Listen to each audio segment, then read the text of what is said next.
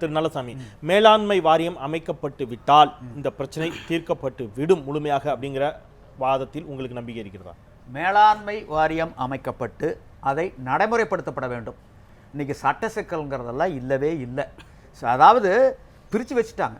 மொத்தம் 740 டிஎம்சி, 740ல் 419 தமிழ்நாட்டுக்கு, 270 வந்து கர்நாடகாவுக்கு, 30 கேரளாவுக்கு, 7 வந்து பாண்டிச்சேரிக்கு, 10 சுற்றுப்புற சூழலுக்கு, 4 வந்து தவிர்க்க முடியாமல் கடலுக்கு போகிறது. 740 முடிஞ்சிருச்சு.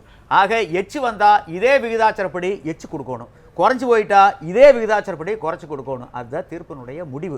அதில் தெளிவாக இருக்குது. இதை வந்து மறுபரிசீலனை பண்ண வேண்டிய அவசியம் இல்லை, தேவையும் இல்லை. வழக்கு வந்து உச்சநீதிமன்றத்தில் இருக்கிறதுங்கிறதெல்லாம் போய் இறுதி தீர்ப்பு சொல்லியாச்சு. இதுக்கு மேலே மேன்முறையீடுங்கிறது இல்லவே இல்லை. அதனால் இதை நடைமுறைப்படுத்த வேண்டிய ஒரு பொறுப்பு, கடமை வந்து மத்திய அரசுக்கு உண்டு. ஆக கர்நாடகாவில் இருக்கக்கூடிய அணைகள், இப்போ ஹேமாவதி இருக்குது, ஹேரங்கி இருக்குது, கபினி இருக்குது, கேஆர்எஸ் இருக்குது, இங்கே மேட்டூர், பவானி, அமராவதி, இந்த அணைகளை எல்லாம் மத்திய அரசு எடுத்து அவங்க நீர்நிர்வாக பணோட தீர்ப்புப்படி யார் யாருக்கு எவ்வளோ கொடுக்கணுமோ கொடுத்துட்டு போங்க. இது எதுக்கு பிரச்சனை வருது? அப்படி கர்நாடகா ஒத்துக்கலைன்னா, இப்போ சொல்கிறாங்க கர்நாடகாவில் இருக்கக்கூடிய காங்கிரஸுக்காரரு கர்நாடகா சாதகமாக பேசுவாங்க, இங்கே தமிழ்நாட்டில் இருக்கிறவங்க தமிழ்நாட்டுக்கு பேசுவாங்க. ஆனால் தலைமை டெல்லியில் இருக்கிறது என்ன பேசுது? இந்த 2 பேர்த்தையும் கூப்பிட்டு சமாதானப்படுத்தி ஒரு ஒத்த கருத்து உருவாக்க வேணுமல்ல. இது ஒத்த கருத்து பிஜேபி உருவாக்கல, காங்கிரஸும் உருவாக்கல, தேசிய கட்சின்னு சொல்லக்கூடிய சிபிஐ சிபிஐஎம் யாரும் உருவாக்கல. எல்லாமே மீனுக்கு வாழை காட்டுறாங்க, பாம்புக்கு தலை காட்டுறாங்க, நழுவல் போக்கில் போயிட்டு இருக்காங்க.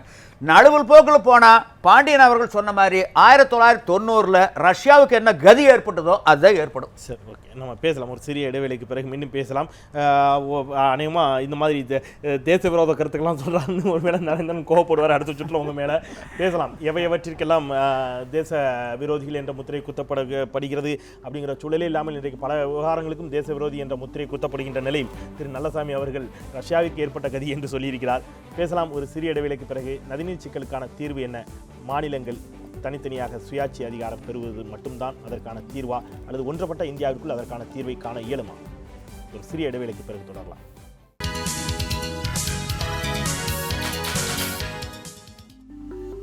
மீண்டும் தொடரலாம். இது கேள்வி நேரம். தொடர்ந்து நீடித்து கொண்டிருக்கக்கூடிய காவிரி நதிநீர் சிக்கலுக்கு நிரந்தர தீர்வு என்ன என்ற தளத்தில் விவாதித்துக் கொண்டிருக்கின்றோம். திரு நரேந்திரன், முதல் சுற்றில் கிட்டத்தட்ட அனைத்து கருத்துக்களுமே உங்களை தவிர மற்ற எல்லோருமே, நீங்களும் அதில் தான் உடன்படுகிறீர்கள்.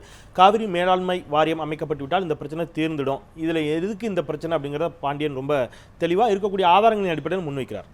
காவிரி மேலாண்மை வாரியம் அமைக்கப்படுவதில் அல்லது அமைப்பதில் மத்திய அரசுக்கு என்ன சங்கடமும் சிக்கலும் இருக்கிறது? இதில் சங்கடம் சிக்கல்கள் என்பதை விட இந்த நாட்டினுடைய ஒருமைப்பாடு ரொம்ப முக்கியம். இந்த நாட்டுடைய இறையாண்மை காப்பதில் மத்திய அரசாங்கத்தோட பங்கு மிகப்பெரிய பங்கு இருக்கின்றது. இறையாண்மை ஒருமைப்பாட்டுக்குள்ள தமிழகத்தை சேர்த்தானே சொல்றீங்க? எல்லாம் ஒட்டுமொத்த காஷ்மீர் கன்னியாகுமரி வரைக்கும் சேர்த்து தான். ஏன்னா இப்படியே இருந்துச்சுன்னா அதுக்கு பங்கு வரும். இல்லை, அதுதான் பெரியவர் நல்லுசாமி பேசுகின்ற பொழுது ஒரு தவறான கருத்தை பதிவிட்டிருக்கிறார். அது உண்மையிலே மனத வேதனையோடு நான் சொல்லுகிறேன்.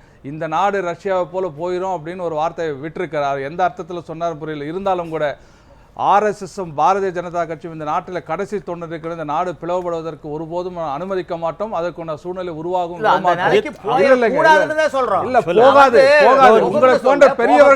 உங்களை போன்ற பெரியவர்கள் அந்த வார்த்தைகளை பேசி தீர்த்துக் கொள்ள வேண்டிய வழியை நான் பிரிந்து போவேன் என்று எச்சரிக்கை பண்ணிதான். நீங்க அரசியல்வாதி அல்ல.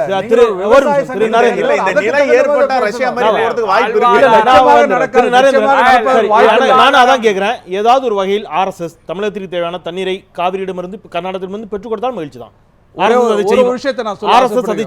இல்ல, நிச்சயமாக ஆர்எஸ்எஸ் இது மட்டுமல்ல, இந்த நாடு ஒன்றாக இருப்பது. காவிரியில தண்ணீரை ஆர்எஸ்எஸ் பெற்று தருமா? காவிரியில தண்ணி பெற்று தரது ஆர்எஸ்எஸ் உடைய பங்கில். ஆனால் நான் சொல்றேங்க, நாங்க இருக்கிறது பிளவுபடுத்தப்பட்டிருக்கு. அதுக்கு அர்த்தம் இல்ல. என்னுடைய கேள்வி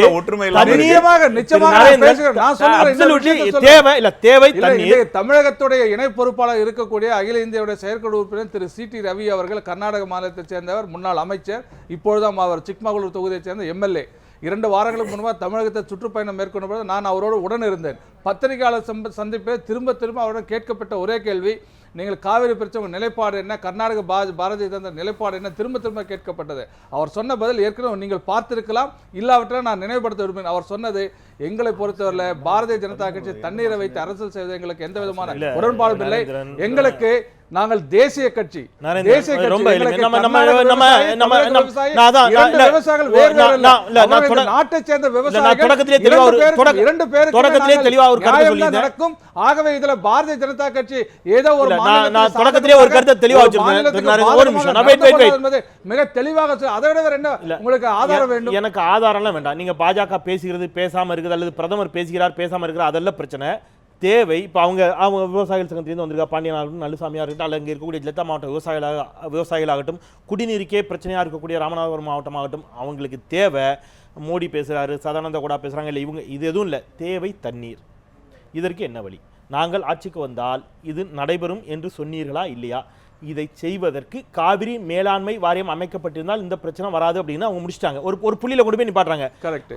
அந்த காவிரி மேலாண்மை வாரியத்தை அமைப்பதில் என்ன சிக்கல் அப்படின்னு அவர் கேள்வி வைக்கிறேன். இதுதான் அப்படின்னு கரெக்டா ஒன்று சொல்லுங்க. காவேரி மேலாண்மை வாரியம் அமைப்பதிலே இன்றைக்கு 3 மாநிலங்களும் கிட்டத்தட்ட உச்சநீதிமன்றத்தில் மீண்டும் அவர்கள் மறுசீராய்வு மனு செய்திருக்கின்ற காரணத்தினால இன்றைக்கு உடனடியாக அமைக்க முடியாது. ஆனால் இடைக்கால குழு ஒன்று நியமனம் செய்யப்பட்டிருக்கின்றது. அந்த குழு ஒருவேளை காவிரி அந்த சட்ட சிக்கல் தான் மேலாண்மை வாரியம் அமைப்பதில் இருக்கக்கூடிய பிரச்சனையா அவர் சொல்றாரு. தட்டி கழிக்கல தமிழகத்தை சார்ந்த பாரதிய அதே இதை பின்பற்றக்கூடாது. நான் தான் மிக தெளிவா சொல்றேன். 2007 நடுவர்மன்ற இறுதி தீர்ப்பு வெளியிட்ட உடனேயே மேல்முறையீட்டுக்கு உச்சநீதிமன்ற நீதிபதி மிக தெளிவா சொல்லிடுறாரு. இது பாராளுமன்றத்தில் சட்டம் இயற்றப்பட்டு அதுக்கான சட்ட வழிமுறைகள் உருவாக்கப்பட்டு உச்சநீதிமன்றத்தால் அனுமதிக்கப்பட்ட அடிப்படையில் அந்த நீதிபதி தேர்வு செய்யப்பட்டிருக்கிறார். உச்சநீதிமன்றத்திற்கு இணையான நீதிபதிக்கான அந்தஸ்து உள்ளவர். அவர் சொன்ன தீர்ப்பின் மீது உச்சநீதிமன்றத்துக்கு அதிகாரம் இல்லை. மேல்முறையீட்டை ஏற்றுக்கொள்ளவோ அது மீது விசாரணை செய்யவோ மறு தீர்ப்பு வழங்கவோ எங்களுக்கு அதிகாரம் இல்லை. உங்களுக்கு வேண்டுமானால் மறுசீராய்வு மனுவை அந்த நடுவர் மன்றத்திலே நீங்க கொடுக்கலாம். உங்களுக்கு இருக்கிற பாதிப்புகளை எடுத்துரைக்கலாம். ஆனால் அது மறுசீராய்வு மனு தாக்கல் செய்வதாலேயே நடுவர் மன்ற இறுதி தீர்ப்பு எந்த வரையிலும் செயல்படுத்துவதை நிறுத்தக்கூடாது. இதுக்கும் அதற்கும் சம்பந்தம் இல்லை என்று சொல்லி ஆயிடுச்சு. திரும்ப கொடுத்திருக்காங்களா? நடுவர் மன்ற எந்த இடத்திலையும் தடை இல்லை. தற்காலிக தடையோ நிரந்தர தடையோ இல்லை. எந்த அடுத்த பதில் சொல்லுங்க. நீங்க வேற கேள்வி கேட்டீங்க. அதாவது இன்றைய மத்திய நீர்ப்பாசன அமைச்சராக இருக்கிற திருமதி செல்வி உமா பாரதி அவர்கள் மிக தெளிவாக சொல்லியிருக்கிறார். உச்சநீதிமன்ற வழிகாட்டுதல்படி கூடிய விரைவில் காவேரி மேலாண்மை வாரியம் அமைக்கப்படும் என்று சமீபத்திலே கூட எங்கள் மாநில தலைவர் சென்று சந்தித்த பொழுது உறுதியளித்திருக்கின்றார். கொஞ்சம் காலம் ஆகும். இல்ல இது நான் இப்ப உமா பாரதி மேல குற்றம் சொல்ல வரும்ல. இப்ப நீங்க சொல்லிட்டீங்க நான் உமா பாரதி தெளிவா இருக்காரு. உமா பாரதி தெளிவா இருக்காரு. நீர்வளத்துறை அமைச்சர், அவர் உச்ச நீதிமன்றத்துக்கு பதில் சொல்ல வேண்டிய பொறுப்புல இருக்காரு. அதனால அவர் தெளிவா இருக்காரு. அவர் கருத்தை நாங்க முரண்படலையே. அவர் சொல்லிட்டு தான் இருக்காரு. பிரதமர் மறுக்கிறார். பிரதமர் எந்த இடத்துல மறுத்தார் என்பதை கொஞ்சம் சொல்லுங்க. எந்த இடத்துல பிரதமர் காவிரி மேல ஒரு கருத்து சொல்லிருக்காரு? நீங்க சொல்லுங்க. எந்த இடத்துல சட்டத்துக்கு உட்பட்டு எல்லா விஷயத்தையும் ரெண்டு ஸ்டேட் அடிச்சுக்க சொல்லுங்க. எங்க ரெண்டு ஸ்டேட் நான் இப்ப கேக்குறேன். பிரதமர் எந்த இடத்துல கர்நாடகாவுக்கு சாதகமாகவோ இல்ல தமிழ்நாட்டுக்கு சாதகமாகவோ இல்ல தமிழ்நாட்டுக்கு பாதகமாகவோ இல்ல கர்நாடகத்துக்கு பாதகமாகவோ இல்லை காவிரிக்காகவோ ஏதாவது ஒரு கருத்து சொல்லிருக்காரு சொல்லுங்க. நீர்ப்பாசன அமைச்சர் இருக்காருங்க. நீர்ப்பாசனத்துறை அமைச்சர் பிரதமர் இல்ல இல்ல உமா பாரதிக்கு இருக்கிற அதிகாரம் என்பது இல்ல இல்ல பிரதமருக்கு தான் அதிகாரம். பிரதமருக்கு தான் அதிகாரம். பிரதமர் தான் அதிகாரம். நீங்க இல்ல சொன்னா பிரதமர் தான்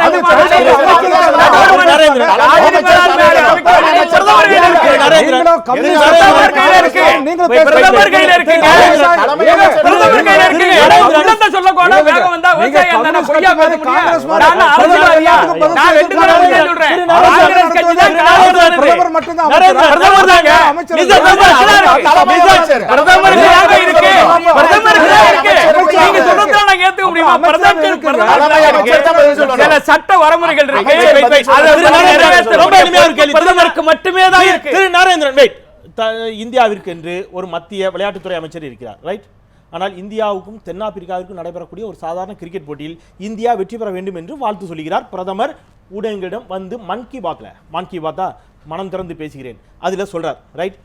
நவ்ஜோத் சிங் சித்து தன்னோட ட்விட்டர் பக்கத்தில் போடுறாரு, எனக்கு கொஞ்சம் உடம்பு சரியில்லைங்க, 2 நாளாக காய்ச்சலாக இருக்குது.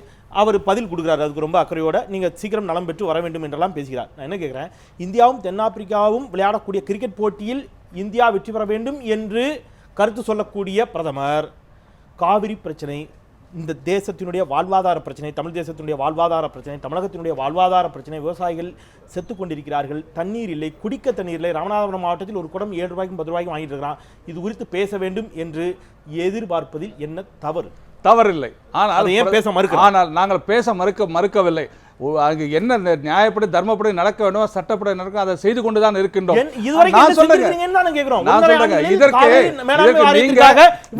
மேலாண்மை வாரிய அமைச்சிட்டா தண்ணி வந்து நீங்க சொல்றீங்க, எனக்கு அதுலயும் நம்பிக்கை பெருசா இல்ல. நான் சொல்றேன், நீங்க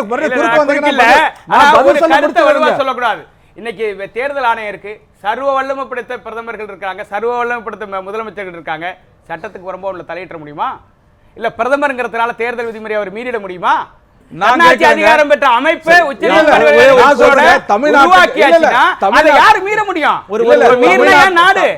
ஒரு சின்ன கேள்வியோட நான் ஒரு இடைவெளிக்கு போறேன். அவர் திருப்பி ஒரு கேள்வி வைக்கிறாரு. இப்படியே மாநிலம் பிரச்சனையாடும் சொன்னா எதற்கு ஏக சொல்றீங்க? இதுல எல்லா மாநிலமும் ஒருங்கிணைஞ்சு எல்லா மாநிலத்தையும் அனுசரிச்சு எல்லா மாநில மக்களுடைய ஒற்றுமை இதெல்லாம் பேசுறீங்க. இங்க என்ன கேள்வினா, சட்டம் ஒன்றுதானே ஒட்டுமொத்த இந்தியா இருக்கும். சட்டம் சொல்வதை செய்வதில் என்ன தயக்கம்? அதை இம்ப்ளிமெண்ட் பண்ணக்கூடிய எந்த விதமான தயக்கமும் கிடையாது. எந்த விதமான தயக்கம்? இதற்கு தான் மாற்று திட்டமாக மாற்று திட்டம். தைரியம் இல்ல, தைரியம் இல்ல. தைரியம் எவ்வளவு தேவை அதற்கு அதிகமாக இருக்கு. ஆனால் இந்த ஒட்டுமொத்த திட்டத்தை வாஜ்பாய் கொண்டு வந்தார். இன்னைக்கு நாம் அமல்படுத்த போகிறோம். நிரந்தர நான் ஒரு இடைவெளிக்கு அப்புறம்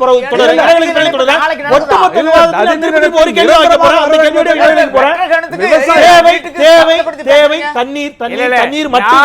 தண்ணீரை பெற்று தருவதற்கு என்ன செய்ய போகிறோம்? நான் குடியரசுத் தலைவர்கிட்ட கொடுத்திருக்கிற மனுவுக்கு இந்திய அரசினுடைய நீர்வளத்துறை செயலாளர் எனக்கு விவரமா கொடுத்திருக்காங்க.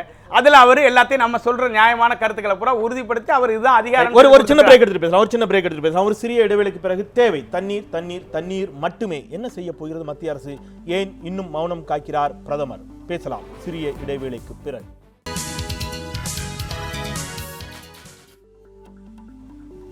மீண்டும் தொடரலாம். இது கேள்வி நேரம். தொடர்ந்து நீடித்துக் கொண்டிருக்கக்கூடிய காவிரி நதிநீர் சிக்கலுக்கான தீர்வை நோக்கி நகர்ந்து கொண்டிருக்கின்றோம். திரு நல்லசாமி, மேலாண்மை வாரியம் அமைக்கப்பட்டால் மேலாண்மை வாரியத்துடைய பணிகள் என்னவாக இருக்கும்? மேலாண்மை வாரியம் அமைக்கக்கூடிய அதிகாரம் அது எவ்வாறு செயல்படும்? மிகச் சுருக்கமாக. அதாவது வாழைக்காய் உச்சநீதிமன்றம் பழுக்க வச்சு தோலை உரிச்சு அரசாங்கத்தினுடைய வாயில் ஓடி துணிச்சாச்சு. திங்க வேண்டியதுதான் வேலை. நான் திங்க மாட்டோம்னு அடம்பிடிச்சிக்கிட்டே இருந்தா என்ன நியாயம்? இது 2014க்கு முன்னாடி இருந்த சர்க்கார் அடம்பிடிச்சது, அதுக்கு பின்னாடி இருக்கக்கூடிய சர்க்கார் அடம்பிடிச்சது. இதை பாருங்க, 2014க்கு முன்னாடி வேணா அறுதி பெரும்பான்மை இல்லைங்கிற ஒரு குறை சொல்லிக்கிட்டு இருந்தாங்க. இப்போ அறுதி பெரும்பான்மை இருக்குது. இப்போ மோடி வந்து என்ன சொல்லணும்? இந்த பாரு, உச்சநீதிமன்ற தீர்ப்பு நடைமுறைப்படுத்தா போனால் நாட்டினுடைய இறையாண்மை ஒருமைப்பாடு ரெண்டுக்குமே பேராபத்து வந்துடும். நான் நடைமுறைப்படுத்துவேன். இதனால் 5 வருஷத்துக்கு பின்னாடி எனக்கு ஓட்டு போட்டாலும் சரி, போடா ஓனாலும் சரி, ஓட்டு போட்டால் உங்களுக்கு நன்மை, போடா ஓனா எனக்கு நன்மை, இது ஐயா நிர்வாகம் அப்படின்னு பண்ணாதான் இந்த நாடு தப்புமே வெளியே இல்லைனா தப்பவே தப்பாது. நீங்கள் உச்சநீதிமன்ற தீர்ப்பையே மதிக்கலைன்னா இப்போ நான் சட்டத்தை மதிக்கணும்னு என்ன? நான் ஒரு 10 கொலை பண்ணுறேன், காவல்துறை வரக்கூடாது, என்னை கைது பண்ணக்கூடாது, நான் சொல்லாமல்ல. ஒரு அரசாங்கம் முன்னுதாரணமாக இருக்க வேண்டிய அரசாங்கமே முரண்பட்டு போச்சுன்னா என்ன பண்ணுறது சொல்லுங்க? ரோல் மாடலாக இருக்க வேண்டாமா அரசாங்கம்?